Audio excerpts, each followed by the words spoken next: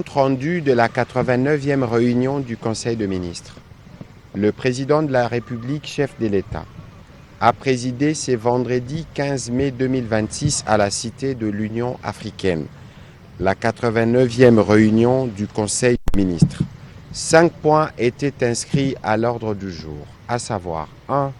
Communication du président de la République, chef de l'État. 2. Points d'information. 3. Approbation d'un relevé des décisions du Conseil des ministres. 4. Examen et adoption des dossiers. Et 5. Enfin, examen et adoption des textes.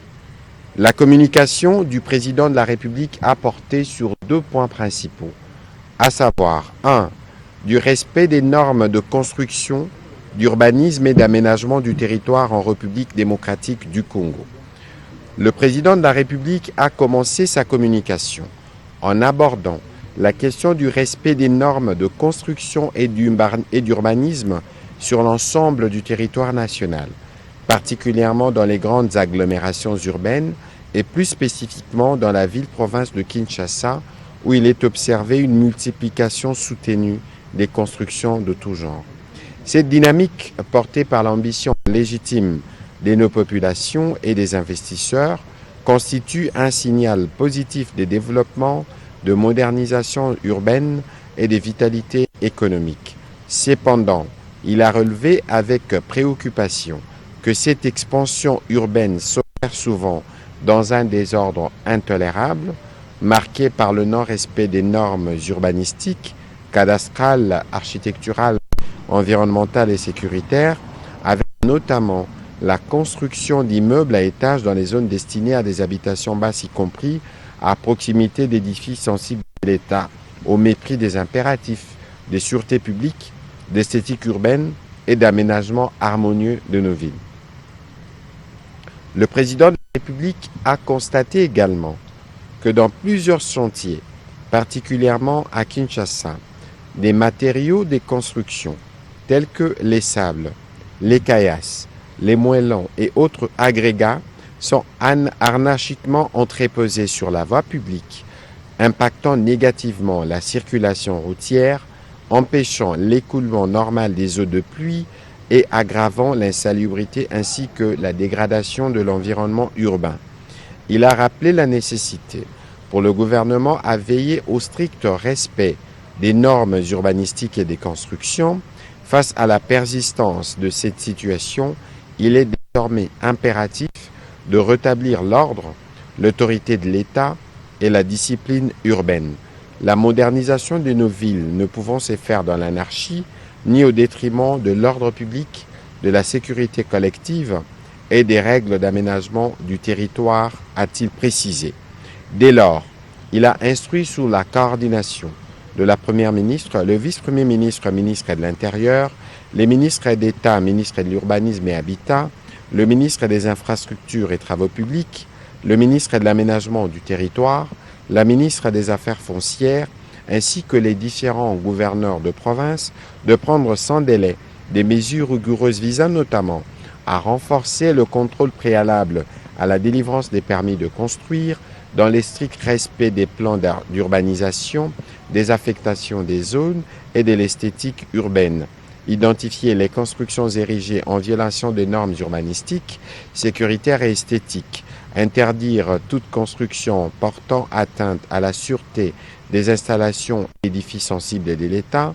Réglementer strictement l'entreposage des matériaux de construction et mettre fin à toute occupation anarchique de la voie publique. Faire respecter les normes architecturales et l'esthétique publique afin de préserver l'harmonie et l'image de nos villes. Harmoniser les interventions des services techniques, cadastraux, fonciers et urbanistiques afin de mettre fin aux autorisations irrégulières. Appliquer sans complaisance des mesures coercitives prévues contre les auteurs de constructions anarchiques ou contraires aux normes urbanistiques et à l'esthétique publique. Mettre en place un mécanisme permanent de contrôle et de suivi des nouvelles constructions dans les principales villes du pays. Le deuxième point de la communication du président de la République a porté sur la protection du patrimoine de l'État affectés au secteur de l'éducation nationale. Le président de la République a été saisi d'une recrudescence d'actes de spoliation du patrimoine immobilier de l'État affecté au secteur de l'éducation nationale ainsi que de l'enseignement supérieur et universitaire. Il lui a été notamment rapporté que plusieurs espaces réservés à l'enseignement font aujourd'hui l'objet d'occupations irrégulières, des morcellements illicites ainsi que des constructions anarchiques de nature privée, notamment des immeubles, hôtels, restaurants. Congo Avenir. Éducative initiale. Une telle situation inacceptable constitue une atteinte grave à l'autorité de l'État, réduit sensiblement les capacités d'accueil et de formation de nos établissements publics et hypothèque l'avenir de notre système éducatif. Pour y faire face, des mesures urgentes et coordonnées devraient être prises afin de préserver durablement les infrastructures destinées à l'éducation et à la formation de la jeunesse.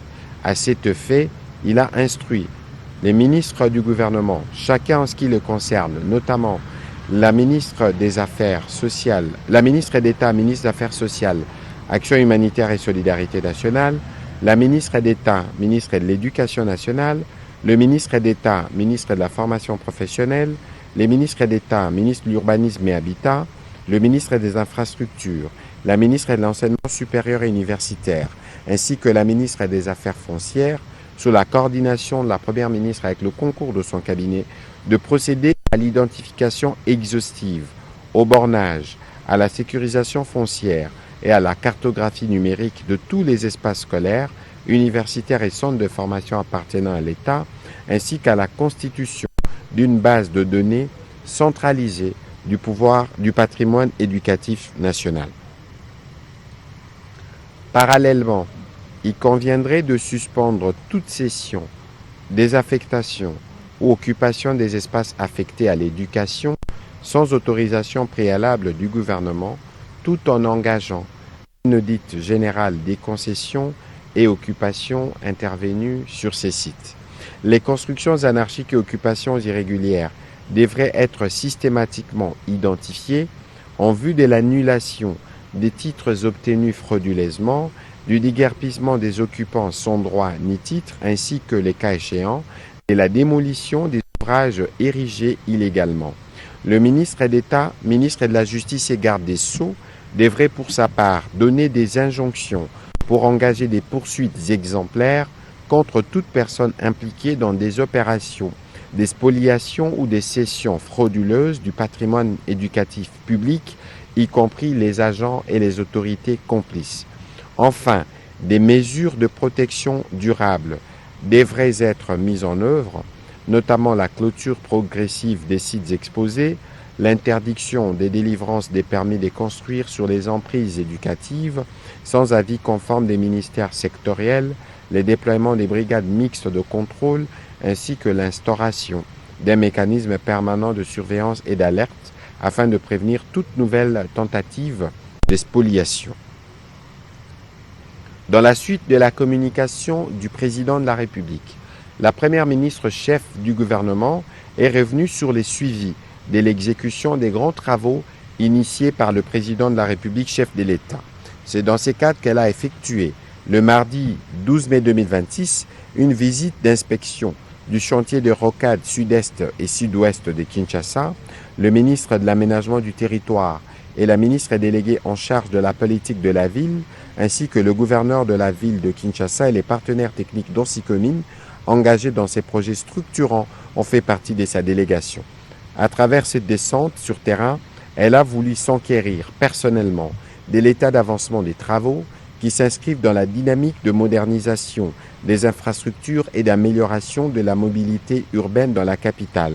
Pour cette phase sud, les travaux portent sur un linéaire de 73 km de route, comprenant d'importants travaux de terrassement et des revêtements des chaussées, plusieurs ouvrages de franchissement, dont 3 ponts majeurs d'une portée variant entre 90 et 180 mètres, ainsi qu'un échangeur à 3 niveaux à Mitendi, destiné à fluidifier la circulation entre la route nationale numéro 1 et les rocades. les constats établis sur terrain révèlent une évolution globalement satisfaisante de l'état d'avancement de ces travaux.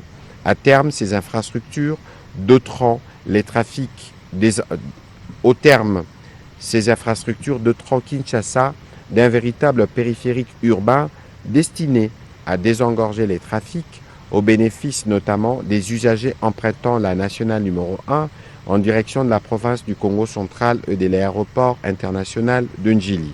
Le gouvernement demeure ainsi fermement engagé dans la mise en œuvre de son programme d'action à travers des infrastructures modernes qui amélioreront la mobilité urbaine, soutiendront les développements économiques et renforceront la qualité de vie de nos populations. Sur un autre point, la Première ministre chef du gouvernement a évoqué l'engagement collectif pour la réussite du programme d'action du gouvernement 2024-2028. Le 12 juin prochain marquera 2 ans depuis l'investiture de notre gouvernement par l'Assemblée nationale, une étape cruciale de notre parcours commun, a-t-elle dit aux membres du gouvernement. Ces moments, a précisé la Première ministre, doit être pour nous l'occasion de faire un bilan à mi-parcours, une étape d'évaluation et des réflexions sur nos avancées, nos défis, mais aussi sur nos ambitions pour la suite. Notre peuple attend de nous des résultats concrets, visibles et durables. Face aux défis multiples qui se présentent à notre pays, nous ne pouvons pas nous permettre de relâcher nos efforts. Notre programme d'action 2024-2028 doit devenir notre levier d'action collective, notre feuille de route pour assurer les développements durables et la prospérité de la République démocratique du Congo. Elle a aussi rappelé les mots du président de la République en soulignant que notre gouvernement doit être un gouvernement d'action et des résultats. Ce n'est pas simplement une ambition, a soutenu la Première ministre, mais une obligation morale envers notre peuple, une exigence pour garantir la crédibilité de notre action. Elle en a appelé à chacun des membres du gouvernement à davantage renforcer la synergie, à intensifier notre engagement dans la mise en œuvre de notre agenda législatif et de nos priorités sectorielles pour cette année 2026.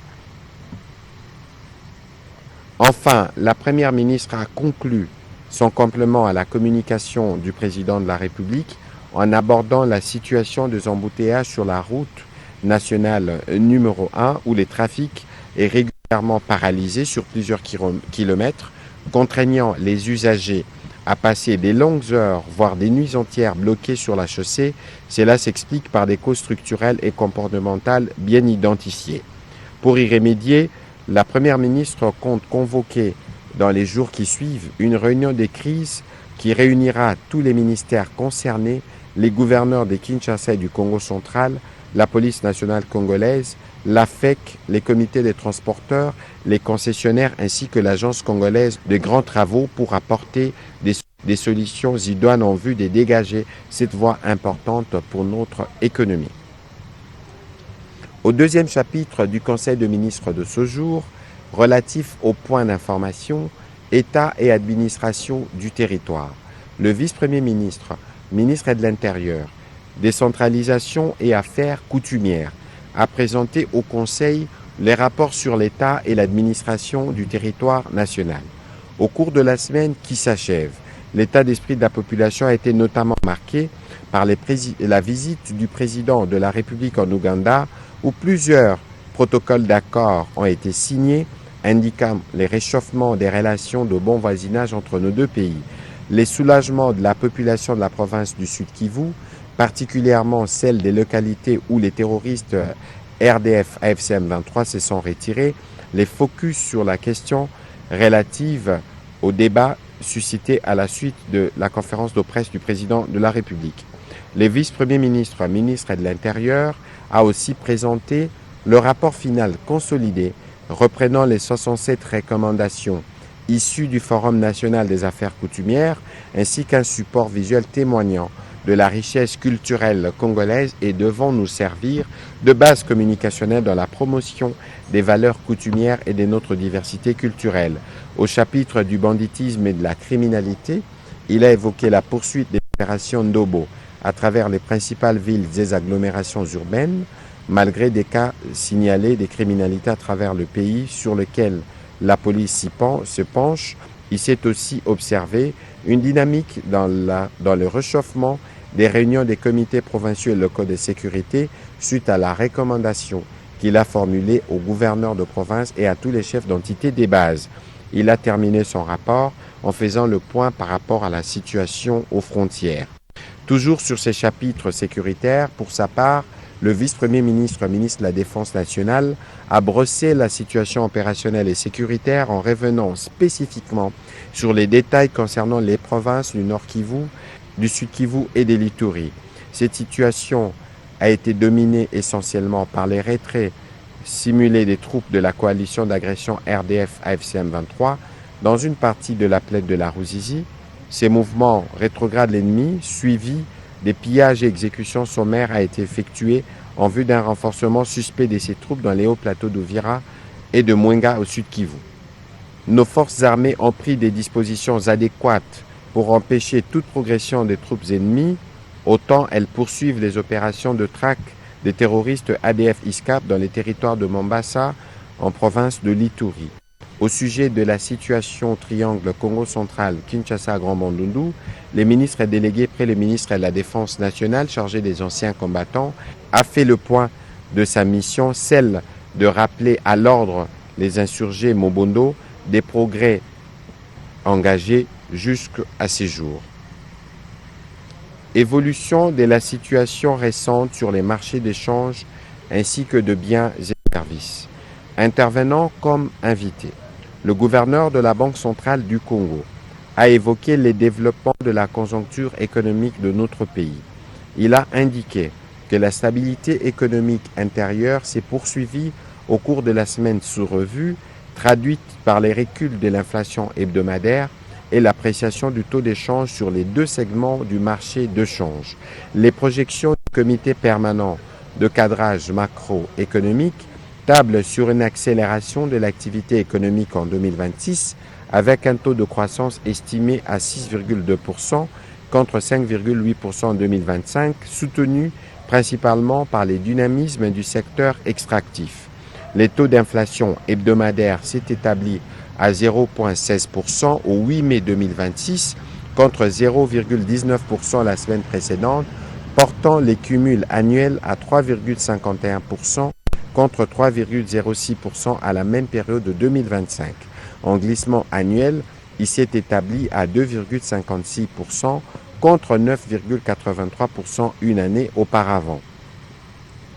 Cette évolution traduit les maintiens d'une dynamique inflationniste globalement contenue, soutenue par l'orientation prudente de la politique monétaire ainsi que par la relative stabilité observée sur le marché de change. Les taux de change s'est fixé à 2200,65 francs congolais au 7 mai 2026 pour $1 américain sur le marché interbancaire et à 2331,26 CDF sur le marché parallèle. Par rapport au 30 avril 2026, le franc congolais s'est apprécié de 4,59% à l'indicatif et de 0,47% au parallèle. En rythme annuel, la monnaie nationale a enregistré une dépréciation de 0,88% à l'interbancaire et de 0,90% au parallèle. En rythme hebdomadaire, les cours mondiaux des principaux produits de base intéressant l'économie congolaise se sont globalement bien comportés, tout en considérant les facteurs de risque sur le plan externe et interne. Le gouverneur de la Banque centrale du Congo a réitéré les recommandations liées notamment au renforcement de la coordination des politiques monétaires et budgétaires dans l'objectif de consolider la stabilité macroéconomique et à la diversification des sources d'approvisionnement énergétique. Au sujet de l'évolution de la situation humanitaire, la ministre d'État, ministre des Affaires sociales, Action humanitaire et solidarité nationale, a fait le point de la situation humanitaire en République démocratique du Congo pour la période allant du 3 au 9 mai 2026. À cet effet, il a été enregistré plusieurs alertes, notamment principalement liées aux vents violents, aux inondations consécutives aux pluies diluviennes, notamment dans la ville de Kolwezi en province du Lualaba et dans la ville de Chikapa, province du Kasaï, ainsi qu'au mouvement des populations provoqué par l'insécurité persistante dans certaines provinces, dont celle du Nord Kivu, dans les villages de Mamove, Malibo, Butue, Kiondo, Njiapanda et Mangina. Revenant sur la situation des sinistrés des pluies d'avril 2025 à Kinshasa, elle a préconisé des solutions supplémentaires durables orientées vers les relèvements communautaires afin de réduire la vulnérabilité de certains compatriotes exposés aux catastrophes naturelles. Au sujet de la situation épidémiologique, les ministres de la Santé, Hygiène et Prévention sociale a d'abord présenté le rapport narratif d'investigation préliminaire zone de santé de Mongwalu, Rwampara et Bunia dans la province de l'Ituri à la suite des rumeurs des décès groupés. Il en ressort plusieurs cas suspects, dont notamment 246 cas rapportés, 80 décès enregistrés au total, dont 4 décès parmi les cas en laboratoire. Parmi les 13 échantillons testés par l'INRB, 8 cas se sont révélés positifs et 4 à refaire. D'autres échantillons en provenance des Lituri sont en route pour l'INRB. Le séquençage a confirmé la souche Mbundibugyo. Au regard de ces éléments, le gouvernement, à travers son ministère, est en mesure de déclarer la 17e épidémie de la maladie à virus Ebola. Des mesures urgentes ont été prises dans l'immédiat, notamment pour l'élaboration des listes de contacts pour amorcer le traçage, la sensibilisation initiale des leaders communautaires et religieux pour contrer les rumeurs de maladies mystiques et la mise en place des mesures de prévention et contrôle des infections dans les structures de soins de santé locales, malgré les difficultés de mise en œuvre. Au sujet du choléra, la tendance observée à la 18e semaine a été marquée par une diminution du nombre de cas suspects. Par ailleurs, les ministres de la Santé ont informé le Conseil de l'alerte relative à une suspicion d'épidémie de choléra dans la zone de santé de Doumi, faisant état de plus de 500 cas de diarrhée. Les investigations épidémiologiques, cliniques et environnementales de l'équipe mixte de son ministère dépêchée sur les lieux ont conclu qu'aucun foyer épidémique de choléra n'est confirmé. En ce qui concerne le foyer de cas de hantavirus de souche HANT, suivi de près par plusieurs pays européens et présent notamment en Amérique du Sud, il a rassuré que l'Organisation mondiale de la santé évalue les risques mondiaux comme faibles pour la population en général, mais modérés pour les personnes ayant été exposées aux foyers liés au navire de croisière MV Ondius. Aucune transmission communautaire soutenue à grande échelle n'a été à ce jour documentée. En Afrique, aucun foyer majeur confirmé n'a été signalé à ce jour. Néanmoins, plusieurs pays, notamment la République démocratique du Congo, ont engagé des actions visant à renforcer des mesures de surveillance au point d'entrée et les dispositifs de détection précoce et de prise en charge d'éventuels cas. Note d'information relevant du secteur des sports et loisirs. Le ministre des Sports a informé le Conseil de la bonne évolution de la préparation de l'équipe nationale des Léopards à messieurs à la Coupe du Monde FIFA 2026. Il a rassuré de la transmission des listes de supporters demandeurs de visa pour les rendez-vous et des rendez-vous déjà fixés pour les derniers joueurs qui n'ont pas encore obtenu leur visa. Des assurances ont été également données quant à la soirée des galas prévue le 26 mai 2026 après la cérémonie des décorations de joueurs et la remise du drapeau national au capitaine de l'équipe nationale. Les préparatifs vont aussi bon train. Le 27 mai prochain, nos Léopards se rendront en Europe pour livrer 3 matchs de préparation tels qu'est prévu par les staffs techniques, dont 2 compteront pour les classements FIFA. Une mobilisation générale est en cours. Le ministre des Sports a également informé les conseils des discussions qui sont en cours avec des partenaires privés concernant la gestion de nos infrastructures sportives issues de la 9e édition des Jeux de la francophonie organisée à Kinshasa en 2023. Note d'information relevant du secteur des affaires étrangères. La ministre d'État, ministre des Affaires étrangères, coopération internationale, Francophonie et diaspora congolaise, a quant à elle fait le point sur le régime des délivrances et d'usage des passeports spéciaux et ses implications. En effet, partant de l'état de lieu relatif à la croissance du nombre de passeports spéciaux, elle a attiré l'attention des membres du gouvernement sur le risque divers pouvant peser sur la valeur des passeports des officiels congolais, dans le but de renforcer le contrôle, combler la carence d'ordre institutionnel et les faiblesses constatées dans la réglementation actuelle relative à l'octroi de passeports nationaux.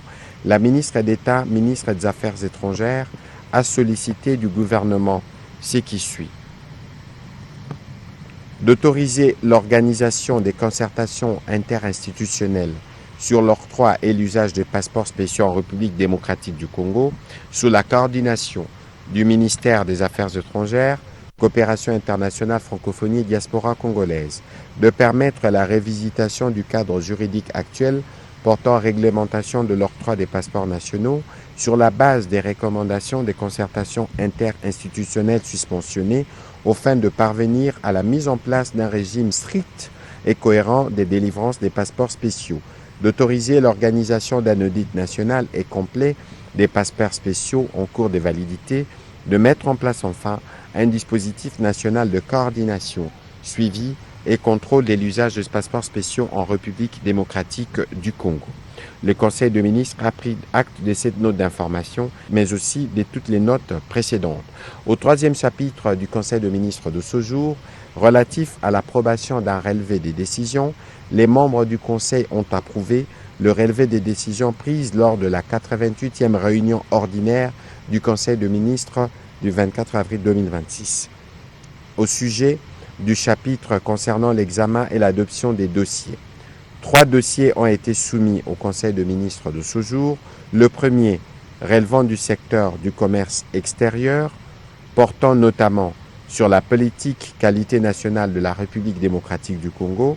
À ce sujet, les ministres du commerce extérieur a fait référence aux résultats de la semaine congolaise de la bonne gouvernance économique équitable qui s'est tenue à Kinshasa en mars dernier, et le développement interactif des thématiques a permis non seulement de faire l'état de lieu de l'infrastructure qualité de notre pays, mais aussi de tracer clairement la trajectoire devant mener vers l'élaboration des 3 instruments fondamentaux que sont la politique qualité nationale de la RDC, la stratégie nationale de normalisation, le cadre national de réglementation technique.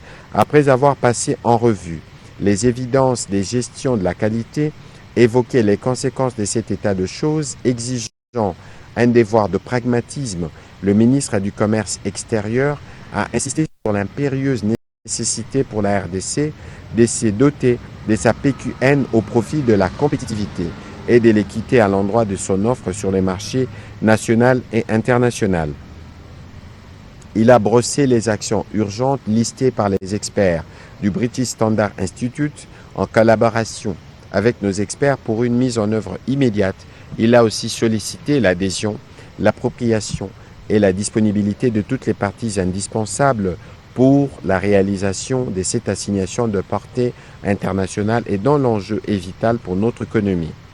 Le deuxième volet de son intervention dans ce chapitre de dossier a porté sur la consultation organisée par le bureau du représentant du commerce des États-Unis d'Amérique sur la modernisation de l'AGOA. Sur ce point, il a expliqué aux membres du gouvernement les termes des propositions pour la modernisation de l'AGOA dans le nouvel esprit voulu sans sacrifier les intérêts commerciaux et économiques de pays africains en vue de l'envoyer au bureau du représentant du commerce des USA. Il reflète la position de la RDC qui soutient l'idée que cette modernisation offre une opportunité unique en combinant accès au marché, investissement, infrastructures et développement intégré, comme dans les corridors des Lobito et partenariats stratégiques avec les USA. Le ministre du Commerce extérieur a conclu par une série de recommandations formulées à l'endroit du gouvernement. Après débat et délibération, le Conseil a adopté ces dossiers. Dossiers relevant du secteur de l'enseignement supérieur, universitaire, recherche scientifique et innovation, la ministre de l'Enseignement supérieur, universitaire, recherche scientifique et innovation a soumis au Conseil le dossier relatif à la contribution du gouvernement au fonctionnement de l'école de formation électorale en Afrique, FEAC. Elle a rappelé que cette école basée en République démocratique du Congo constitue aujourd'hui l'unique centre d'excellence civile de la sous-région relevant de la communauté économique des États de l'Afrique centrale dans les domaines de la gouvernance électorale, ce qui positionne notre pays comme le pôle régional de formation démocratique. Depuis 2012, elle bénéficie d'un partenariat structurant de l'European Center for Electoral Support, renforçant son standard académique et opérationnel. Afin de répondre à ses besoins d'infrastructures modernes et de fonctionnement optimal pour poursuivre avec la production d'une expertise hautement qualifiée dans la gestion, la stabilisation et la fiabilisation des systèmes électoraux au niveau sous-régional, un investissement stratégique du gouvernement a été sollicité quant à ce. Après débat et délibération, ce dossier a aussi été adopté. Au dernier chapitre du Conseil de ministres de ce jour, relatif à l'examen et à l'adoption des textes, 4 textes ont été soumis. Le premier, projet de loi relevant du secteur de la justice, le ministre d'État, ministre de la Justice et garde des Sceaux a soumis au Conseil pour examen et adoption le projet de loi portant autorisation de la prorogation de l'état de siège dans les provinces de l'Ituri et du Nord Kivu pour une période de 15 jours prenant cours le 1er juin 2026. Après débat et délibération, ce projet de loi a été adopté. Projet des textes relevant du secteur de l'entrepreneuriat et développement des petites et moyennes entreprises. Le ministre de l'Entrepreneuriat a soumis au Conseil pour examen et adoption 3 textes. Le premier, il s'agit du projet de décret portant création, organisation et fonctionnement du comité du pilotage, du programme d'autonomisation des femmes entrepreneurs et modernisation des PME pour la transformation économique et l'emploi, Transforme RDC. Ces textes permettent la mise en place d'un cadre institutionnel pour la gestion du projet précité. Il assigne des missions claires au comité de pilotage et en définit les structures. Projet de loi modifiant et complétant la loi numéro 17/001 du 18 février 2017 fixant les règles applicables à la sous-traitance dans les secteurs privés. Ces textes répondent au besoin d'affiner le cadre juridique devant accompagner les entrepreneurs en leur garantissant un accès sécurisé au portefeuille de marché dans divers secteurs de la vie économique nationale, notamment au moyen de la sous-traitance. Les modifications et innovations concernent entre autres l'exposé des motifs pour tenir compte des raisons de l'amendement de cette loi, les champs d'application de la loi qui a été élargi à tous les secteurs d'activité de l'économie nationale, sans possibilité de dérogation par des lois sectorielles, l'encadrement de l'autorité de régulation de la sous-traitance dans les secteurs privés et bien d'autres points. Dernier texte soumis, projet de loi sur les contenus locaux.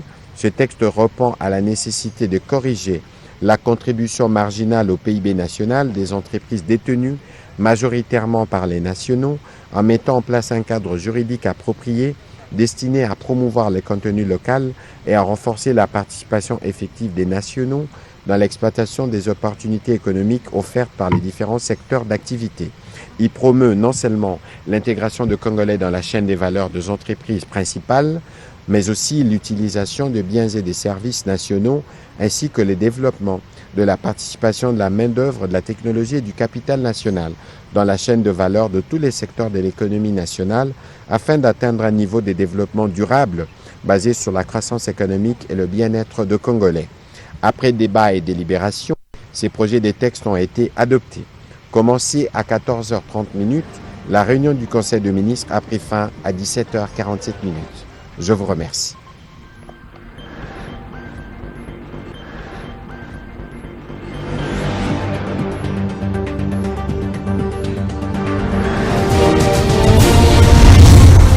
Congo Avenir. Mboka ya Bakongo.